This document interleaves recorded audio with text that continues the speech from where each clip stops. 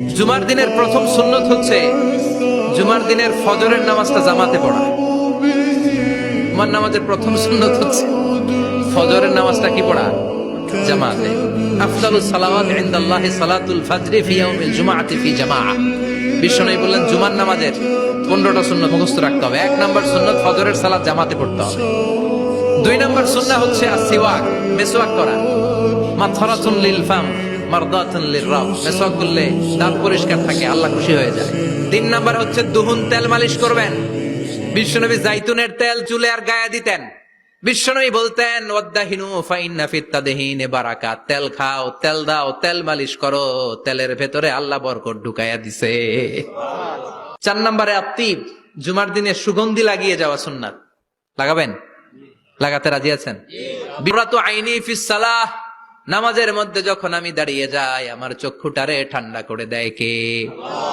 আবার বিশ্বনবী বলতেন আরবাউন মিন সুনানিল মুরসালিন, 4টা সুন্নাত সব নবীদের সুন্নাত। 1 নম্বরে আল হায়া মানে লজ্জা। আরেক বর্ণনা এসেছে আল খিতান মানে সুন্নাতে খাতনা, এটা সব নবীদের ছিল। আর সেওয়াক, সব নবীরা মেসওয়াক করেছেন। আর তিব, সব নবীরা আতর লাগিয়েছেন।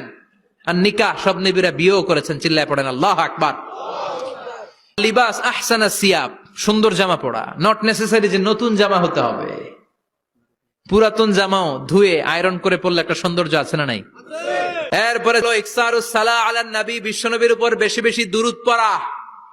বিশ্বনবী বলতেন জুমার দিন শ্রেষ্ঠ দিন, এই দিন আমার উপর বেশি বেশি দুরূদ পড়ো। ফাইন্না সালাতাকুম মা'রুদাতুন আলাইয়া, কেননা তোমরা যে আমার উপর দুরূদ পড়ো, আমি মরে যাওয়ার পরে এই দুরূদ গুলো কে পাঠিয়েছে তার নাম, তার বাবার নাম সহ ফেরেশতারা আমার কবরে দিয়ে আসে। সুবহানাল্লাহ।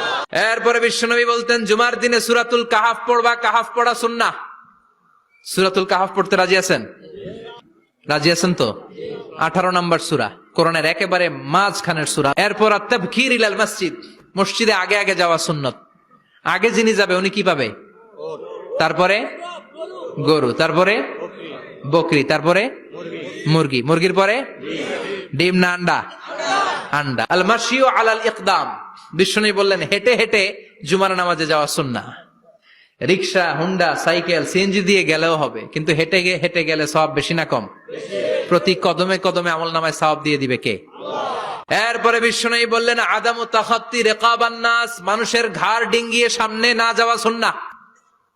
এরপরে বিশ্বনবী বললেন দুখুলুল মসজিদে রাকাতাইন, জুমার নামাজের দিন মসজিদে ঢোকার পরে 2 রাকাত পড়া সুন্নত। কয় রাকাত? 2 রাকাত। রাজি আছেন? কবলাল জুমা বাদাল জুমা, অনেকে প্রশ্ন করে বাদাল জুমা 4 রাকাত, মসজিদে পড়লে 4, ঘরে পড়লে 2। কিন্তু কবলাল জুমা সুনির্ধারিত নয়, অনির্ধারিত। মা কদ খুদ্দিরা লাক, যত আপনার তৌফিকে কুলায় 2 রাকাত করে করে 2, 4, 6 ইমাম সাহেব খুতবা দেওয়ার আগ পর্যন্ত। আপনি যদি আধা ঘন্টা আগে যান আপনি 10 রাকাত পড়তে পারবেন। চিল্লায় বলেন ঠিক কিনা? এরপরে বিশ্বনবী বললেন ইনসাত, চুপ থেকে খুতবা শুনবা।